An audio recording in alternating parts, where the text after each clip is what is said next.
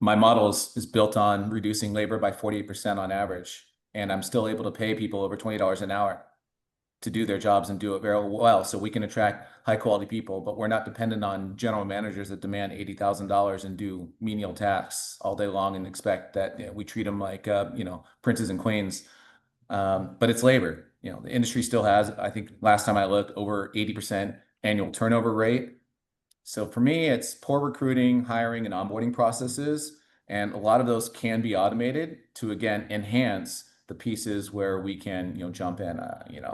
Right now we're looking for our next location for our franchisees, and we're going through about 142 different applications. Well, I'm not calling all of them, and we're not.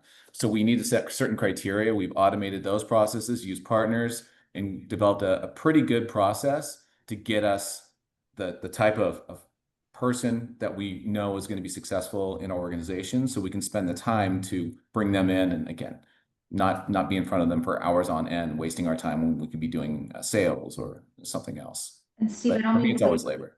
I'm sorry, I don't mean to put you on the spot, but do you see a direct correlation between the amount of disjointed systems, the tech stack, versus the amount of labor that needs to be employed? Yeah.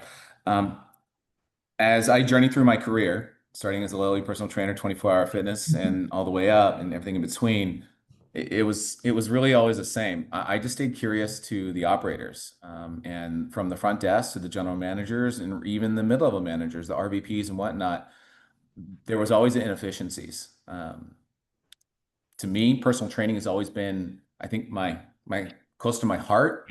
And I think still to this day, there's almost $2 billion in a $14 billion industry in the US alone that goes to fraud, goes to waste, essentially because of sticky notes. A front desk person will take a call from someone who's already paid us for a membership and for personal training, which is a double commitment, usually very expensive, a couple $100s, if not 1,000.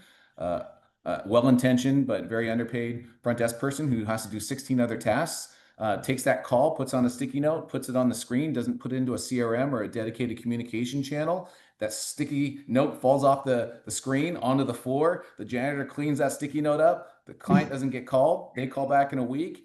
They want a refund and they say, your business is terrible. I'll never come back again. Like, it's simple things, and it usually is that chain, and it all has to operate perfectly. And if it doesn't, it falls apart. So yeah, there's definitely a lot of corollaries to it.